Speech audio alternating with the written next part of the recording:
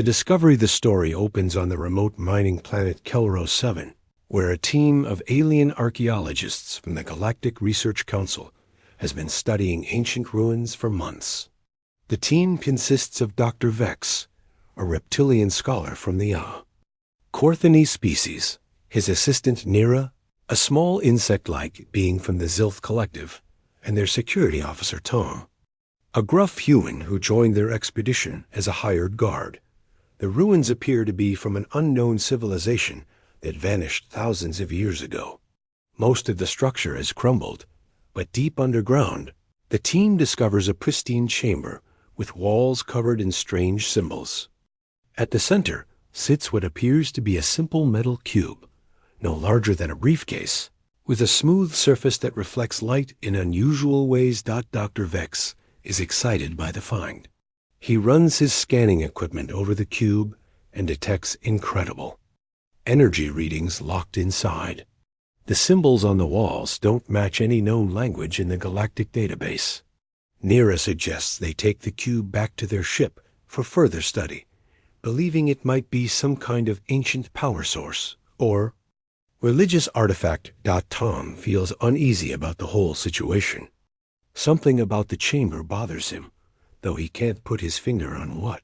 The symbols seem almost familiar, like he's seen something similar before, but can't remember where.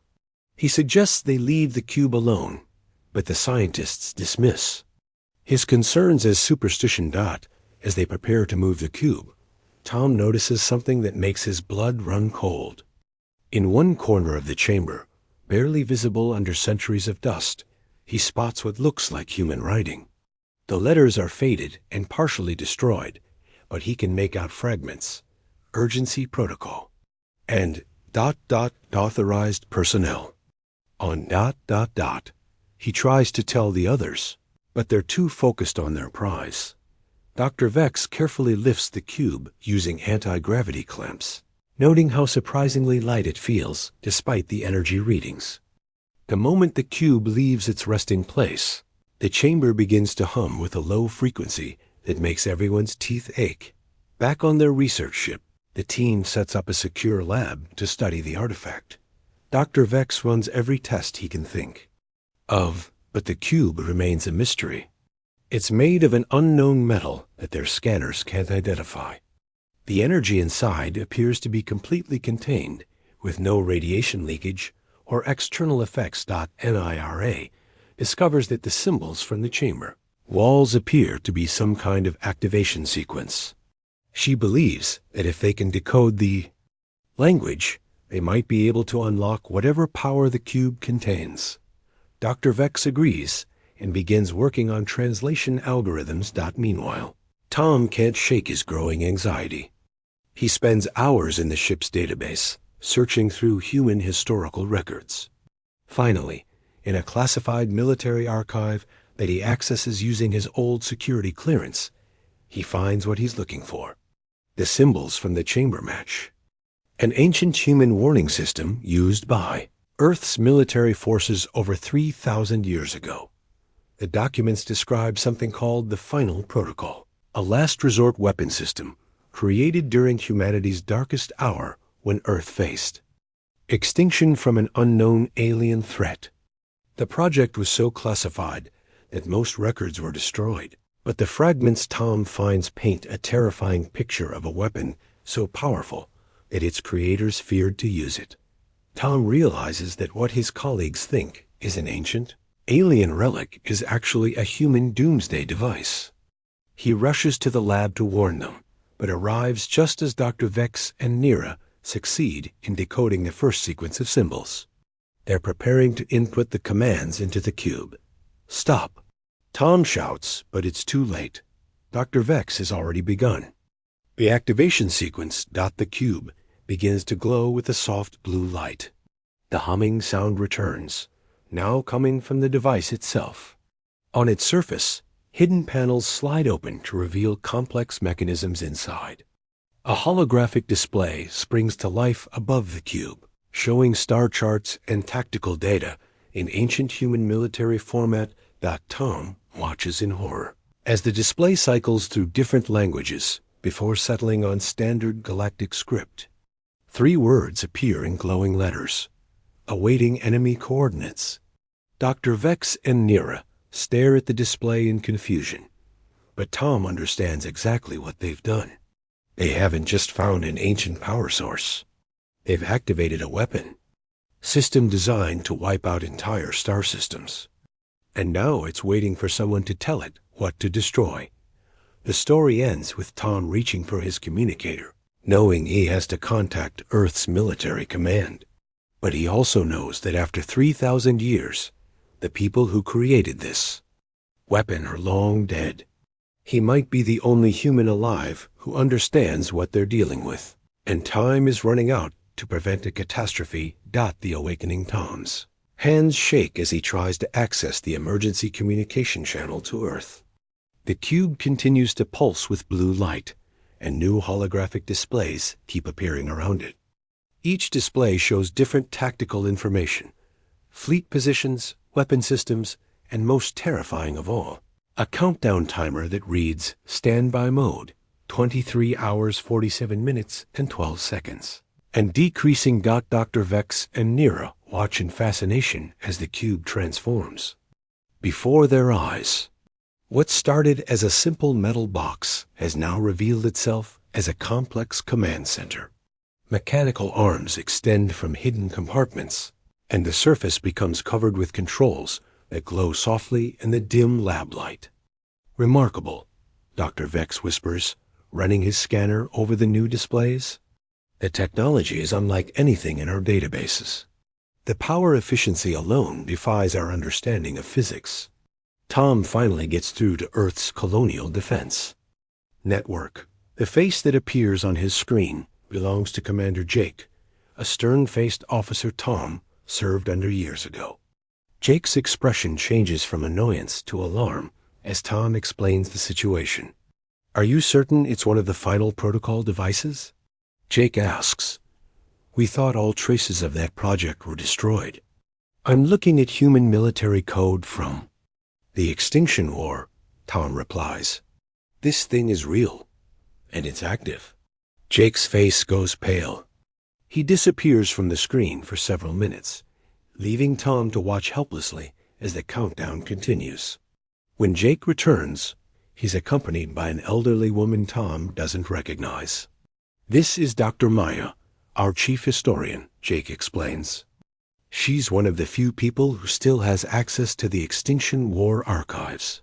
Dr. Maya leans forward, studying the displays visible behind Tom. "Dear God," she breathes. "That's a Genesis-class weapon. We only built 12 of them, and we thought they were all lost when Earth was evacuated. What does it do?" Tom asks, though he's not sure he wants to know the answer. "It's designed to crack planets," Dr. Maya explains. "The weapon creates a cascade reaction in a world's core, causing it to collapse in on itself. The resulting explosion can destroy everything in his solar system." Meanwhile, Dr. Vex has been listening to their conversation with growing excitement rather than fear. Incredible. A weapon capable of destroying entire star systems. The energy requirements alone must be— "You don't understand," Tom interrupts. "This isn't just a weapon. It's a doomsday device. My people built it to fight something so terrible that they were willing to risk destroying themselves to stop it." Nira, who has been quietly studying the holographic displays, suddenly makes a discovery that changes everything. "Tom," she says, her voice trembling, "look at this display. It's showing current galactic positions." Tom turns to see what she's pointing at. One of the holographic screens shows a real-time map of their local star cluster. Their current position is marked with a pulsing red dot, but what makes Tom's blood freeze is another marker moving toward them, a massive fleet of ships, unlike anything in the galactic database. The weapon isn't just active, Tom realizes. It's tracking something that's coming this way. Dr. Maya's voice crackles through the communicator. "Tom, you need to get that device away from populated areas immediately. If it activates fully, It will destroy everything within 50 light years. But as Tom reaches for the cube, intending to eject it into space, the device suddenly speaks. A synthetic voice fills the lab, speaking in ancient human military code that Tom barely understands. Enemy fleet detected. Composition unknown. Estimated arrival 18 hours, 23 minutes. Initiating combat protocols. Seeking human command authorization. The countdown timer changes. Now reading. Combat authorization required. 18 hours, 22 minutes, and 45 seconds. Tom stares at the display in horror. Whatever the humans of 3,000 years ago were fighting, it's still out there. And now it's found them again. Dr. Vex finally begins to understand the gravity of the situation. Tom, he says quietly, what exactly were your people fighting? During this extinction war? Tom looks at the approaching fleet markers on the display. I don't know, he admits. But if they built weapons like this to fight them, we're about to find out. The weapon's voice speaks again. Warning. Human command authority required for weapons release. Current operator identified as Terran Colonial Guard. Insufficient clearance level. Seeking senior command authority. Tom realizes he might be the only human who can control the weapon, but he doesn't have the authority to use it. And with an unknown enemy fleet approaching, he has less than 18 hours to figure out what his ancestors were so afraid of. Asterisk. The enemy revealed the research ship's alarms begin blaring as their long-range sensors detect the approaching fleet. Captain Roy, the ship's commanding officer, rushes to the lab where Tom and the scientists are still studying the weapon. Roy is a veteran spacer who has seen combat, but nothing has prepared him for what the sensors are showing. We're picking up 67 ships, Roy reports, his voice tight with controlled panic. They're massive. Some of them are larger than our battle cruisers, and they're not responding to any communication attempts. Tom studies the weapon's tactical display, which shows far more detail than their ship's sensors. According to the ancient human device, the approaching fleet consists of biomechanical ships that seem to grow rather than being built. The designs are organic, twisted, and completely alien to anything in the current galactic database. Dr. Maya's voice crackles through the communicator from Earth. Tom, we've been searching through the deepest archives. The extinction war wasn't fought against a normal alien race. The enemy was something called the Devourers, a species that consumed entire worlds, absorbing all biological matter to fuel their expansion. Consumed worlds? Dr. Vex asks, his scientific curiosity warring.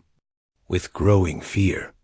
According to the fragments we've found, they would strip a planet of all life within days. Dr. Maya continues. Plants, animals, even bacteria, everything was absorbed into their bioships. The worlds they left behind were dead, lifeless rocks. Nera points to another display that is activated on the weapon. Tom, look at this. It's showing historical data. The holographic display cycles through images that make everyone in the lab fall silent. They see worlds that were once green and vibrant, now reduced to gray, lifeless husks. The images show the biomechanical ships of the Devourers landing like locusts, spreading across continents and leaving nothing but barren stone behind. This is why we built the Genesis weapons, Dr. Maya explains. Conventional weapons were useless against them. They absorbed the energy from our attacks and used it to grow stronger. The only way to stop them was complete annihilation. Tom watches. The countdown timer. Combat authorization required. 12 hours, 15 minutes, and 33 seconds. He knows he needs higher clearance to activate the weapon, but Earth's command structure has changed completely since the extinction war. The authorization codes from 3000 years ago no longer exist. Captain Roy receives another sensor update. They've changed course. They're heading directly for us now. Estimated time to intercept, 14 hours. They know we have the weapon, Tom realizes. They can sense it somehow. The weapon's synthetic voice confirms his fears. Enemy detection confirmed. Devourer biosignatures identified. Previous engagement protocols still active. Warning: this unit is the last known Genesis-class weapon in operational status. Dr. Vex, despite his fear, can't help but analyze the situation. If this is the last weapon of its kind, and these devourers have returned after 3,000 years, then this might be the galaxy's only hope of survival. Tom makes a difficult decision. He opens a channel to the Galactic Defense Council, the organization that coordinates military responses across all member species. When Admiral Kess appears on screen, a tall, blue-skinned humanoid from the Centauri Republic, Tom explains the situation as quickly as possible. "You're telling me that humans built planet-killing weapons 3,000 years ago?" Admiral Kess asks incredulously. "I'm telling you that something worse than planet killers is coming," Tom replies, "and this weapon might be our only defense." "Admiral." Kess studies the sensor data that Captain Roy transmits. Her expression changes as she sees the size and composition of the approaching fleet. "They don't match anything in our military databases. What exactly are we facing?" Dr. Maya answers through the communicator. "A species that has already consumed hundreds of worlds. If they've returned, it means they've been growing stronger somewhere beyond our galaxy's edge." The weapon suddenly activates new displays, showing tactical analysis of the approaching Devourer fleet. The data is terrifying. Each bioship contains the absorbed essence of millions of life forms, making them incredibly powerful and nearly indestructible. According to this analysis, Nira reads from the display, conventional weapons will only make them stronger. They absorb energy and biological matter to increase their size and capabilities. Admiral Kess makes a command decision. "I'm authorizing immediate evacuation of all inhabited systems within 50 light years. If this weapon is as powerful as you claim, we need to minimize casualties." But Tom knows they don't have time for evacuation. The countdown continues. Combat authorization required, 11 hours 42 minutes and 18 seconds. There has to be a way to override the authorization requirement, Tom says desperately. "My people wouldn't have built a weapon that couldn't be used in an emergency." As if responding to his words, the weapon projects a new display showing a human genetic scanner. The synthetic voice speaks, "Emergency Protocol 7. In the absence of command authority, genetic verification may override safety protocols. Warning: this action cannot be undone." The choice Tom stares at the genetic scanner, understanding what it means. His DNA could unlock the weapon, but there would be no going back. Once activated, the Genesis weapon would either destroy the Devourer fleet or annihilate everything in the star system, including their own ship and all nearby colonies. Dr. Vex notices Tom's hesitation. What does it mean by "cannot be undone"? He asks. Dr. Maya's voice provides the grim answer. Genesis weapons were designed as last resort devices. Once fully activated, they cannot be stopped or controlled. They will continue firing until their target is completely destroyed or until they exhaust their power core. The weapon's tactical display updates, showing the Devourer fleet has increased speed. The bioships are now moving faster than should be physically possible, bending space around them in ways that defy known physics. 8 hours until contact. Captain Roy reports. At their current rate, they'll reach the outer colonies in 6 hours. Admiral Kess coordinates the evacuation efforts, but everyone knows it's hopeless. Millions of civilians cannot be moved in such a short time. The colonies closest to the Devourer fleet have already gone silent. Their communication arrays mysteriously dead. Tom studies the genetic scanner, then looks at his companions. Dr. Vex and Nira have become more than just research partners during their months together. they've become friends. Captain Roy and his crew trust Tom to make the right decision. The weight of billions of lives rests on his shoulders. There might be another way, Nira suggests suddenly. She's been studying the weapon's technical displays. Look at this power. Coupling system. The weapon draws energy from subspace, but it's designed to channel through biological neural networks. What are you suggesting? Tom asks. The weapon needs a human operator, not just for authorization, but for targeting control, Nira explains. Your nervous system would interface directly with the device. You could potentially control where it fires. Dr. Maya's voice turns urgent. Tom, that's incredibly dangerous. The neural interface was experimental, even during the Extinction War. It could kill you, or leave you permanently connected to the weapon. But Tom realizes it might be their only hope for precision.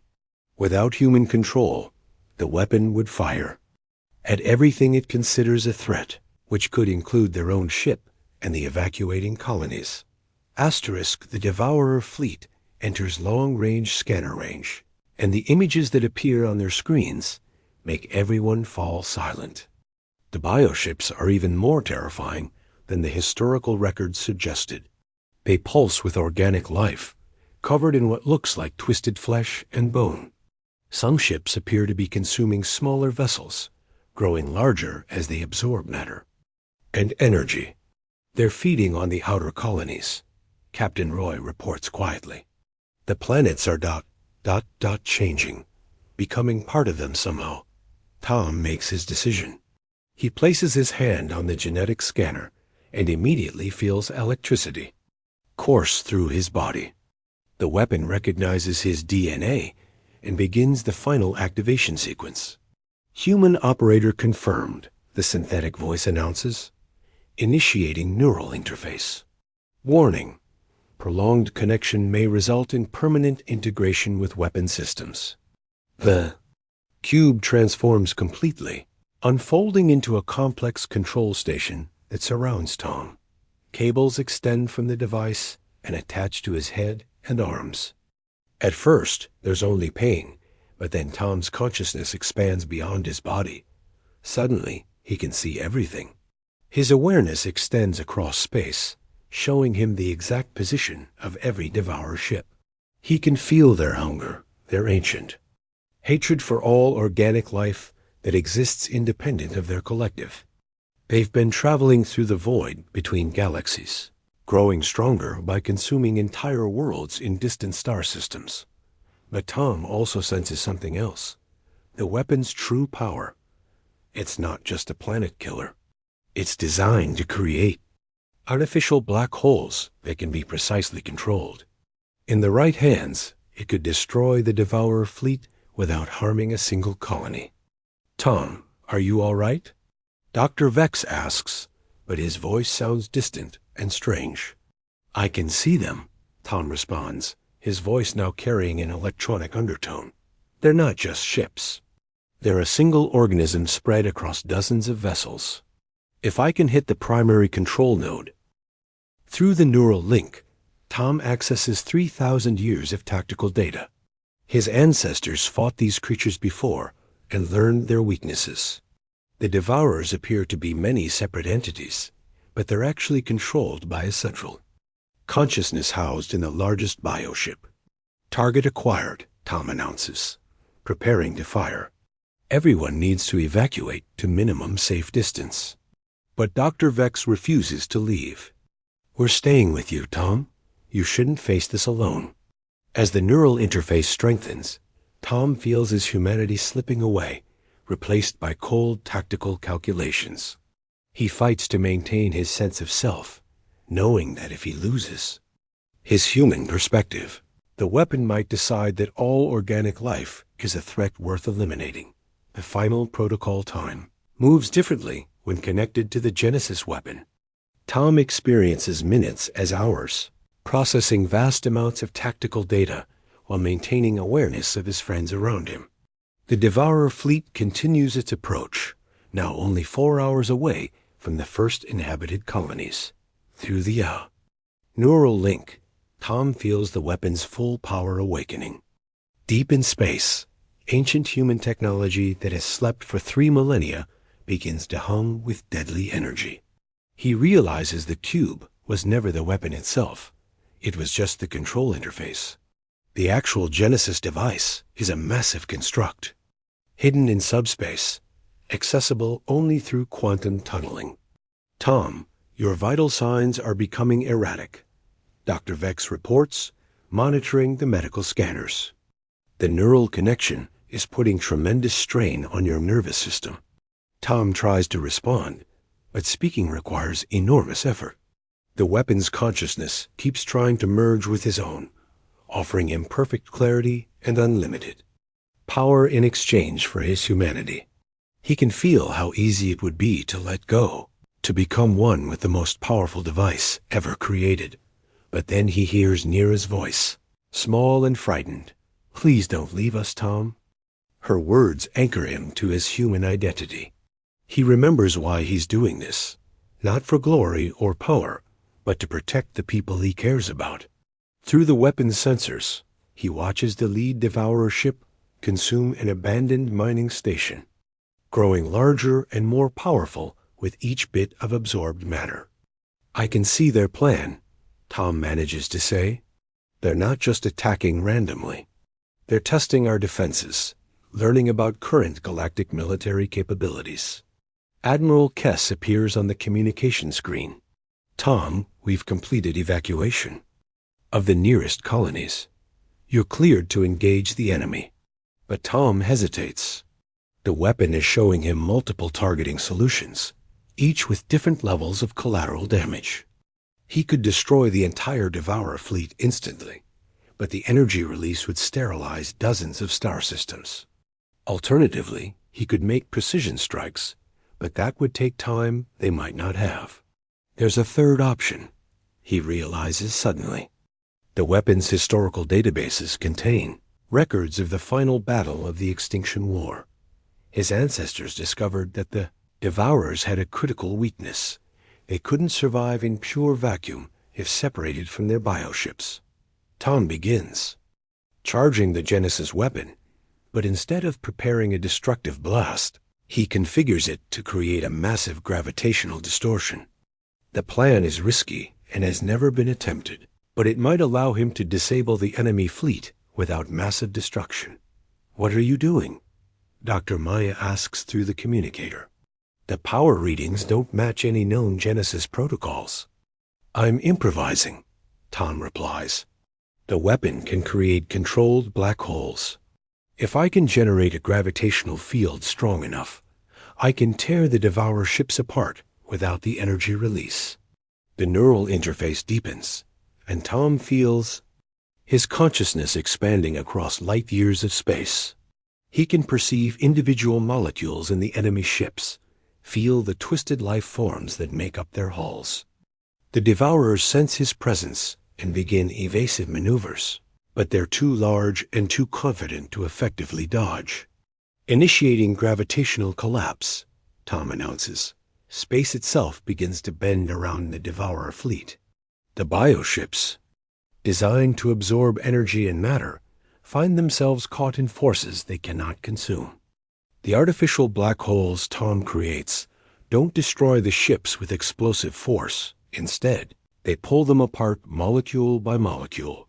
The lead Devourer ship attempts to retaliate, firing bioweapons that could consume entire planets. But the gravitational distortions deflect their attacks, sending the deadly projectiles harmlessly into empty space. One by one, the enemy vessels come apart.